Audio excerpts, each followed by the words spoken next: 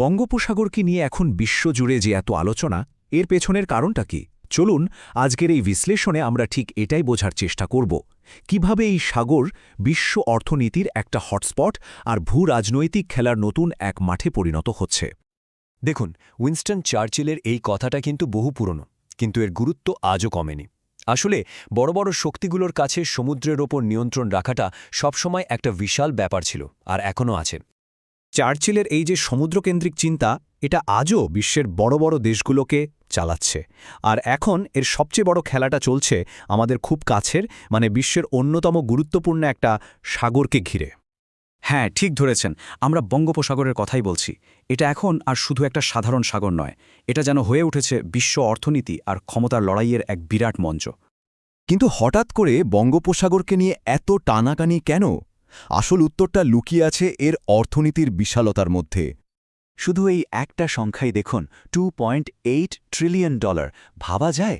এটা অনেক দেশের মোট জিডিপির থেকেও বেশি। এই বিপুল পরিমাণ অর্থনৈতিক কর্মকাণ্ডই আসলে বিশ্বের সব বড় শক্তিগুলোকে চুম্বকের মতো এদিকে টানছে। বঙ্গোপসাগরকে তো এখন বলা হয় গ্লোবাল ইকোনমির সুপারহাইওয়ে। কেন? কারণ বিশ্বের প্রায় 1/3 মালবাহী জাহাজ এই পথ দিয়ে যায়।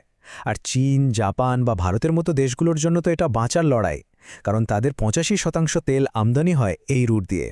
মানে এটা আক্ষরিক অর্থেই বিশ্ব বাণিজ্যের লাইফলাইন। আচ্ছা, শুধু যে বাণিজ্য পথ হিসেবেই এটা গুরুত্বপূর্ণ তা কিন্তু নয়, এর গভীরেও লুকিয়ে আছে বিশাল সম্পদ। ধারণা করা হয় পৃথিবীতে যত তেল আর গ্যাস আছে তার প্রায় 2% এখানেই মজুদ আছে। আর এই সম্ভাবনার গন্ধ পেয়েই তো গাজপ্রম বা এক্সন মোবিলের মতো বড় বড় কোম্পানিগুলো এখানে ছুটে আসছে। আর এই যে বিশাল সম্পদ, এটাকে কাজে লাগানোর যে ধারণা, সেটাই হলো ব্লু ইকোনমি বা সুনীল অর্থনীতি। বিশেষ করে ভারত আর মিয়ানমারের সাথে সমুদ্র সীমা ঠিক হওয়ার পর বাংলাদেশের মতো দেশগুলোর সামনে এক অন্যরকম সুযোগ খুলে গেছে। আর দেখুন, যেখানেই এত বড় অর্থনৈতিক সুযোগ থাকে সেখানেই তো ক্ষমতার লড়াই শুরু হয়, তাই না? বঙ্গোপসাগরও তার ব্যতিক্রম নয়। চলুন দেখি কিভাবে এই সাগরটা একটা নতুন গ্রেট গেমের ময়দান হয়ে উঠছে। এখানে প্রধানত দুটো পক্ষ।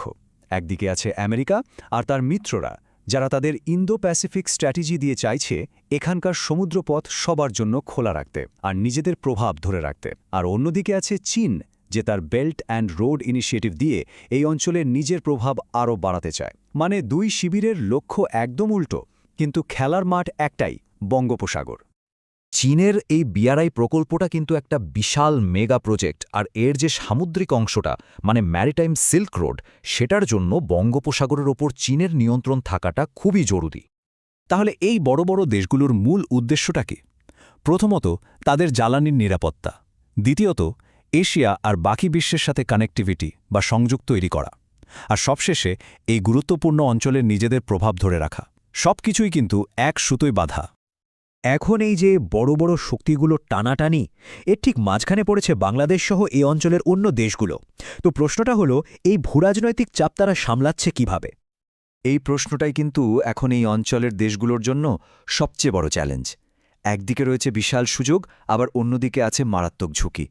এই দুটোর মধ্যে ব্যালেন্স করাটাই এখন আসল খেলা। এই কঠিন পরিস্থিতিতে বাংলাদেশ কিন্তু বেশ বুদ্ধিদীপ্ত একটা চারমুখী কৌশল নিয়েছে। যেমন ধরুন, তারা ভারত, চীন, জাপান সবার সাথেই আলাদা আলাদা চুক্তি করছে, যাতে কোনো এক দেশের ওপর পুরোপুরি নির্ভর করতে না হয়। আবার বিমস্টেকের মতো আঞ্চলিক জোটগুলোকে আরও শক্তিশালী করে নিজেদের একটা সম্মিলিত আওয়াজ তৈরি করার চেষ্টা করছে। সত্যি বলতে এটা একটা স্বাধীন পররাষ্ট্রনীতির দারুণ উদাহরণ। তাহলে সব মিলিয়ে বঙ্গোপসাগরের পুরো পরিস্থিতিটাকে একটা বিশাল দাবার ছকের সাথে তুলনা করা যায়। এখানে প্রত্যেকটা দেশই এক একজন খেলোয়াড়, আর প্রত্যেকটা চালই খুব গুরুত্বপূর্ণ, কারণ এই খেলার পুরস্কারটা হলো অর্থনৈতিক উন্নতি আর ভূরাজনৈতিক নিয়ন্ত্রণ। তো বঙ্গোপসাগরের ভবিষ্যৎ আসলে কোন দিকে যাচ্ছে? এটা কি সবার জন্য সহযোগিতার একটা নতুন ক্ষেত্র তৈরি করবে, নাকি বড় শক্তিগুলোর লড়াইয়ের কারণে একটা সংঘাতের জায়গায় পরিণত হবে? এই গল্পের পরের অধ্যায়টা আসলে এখনও লেখা বাকি।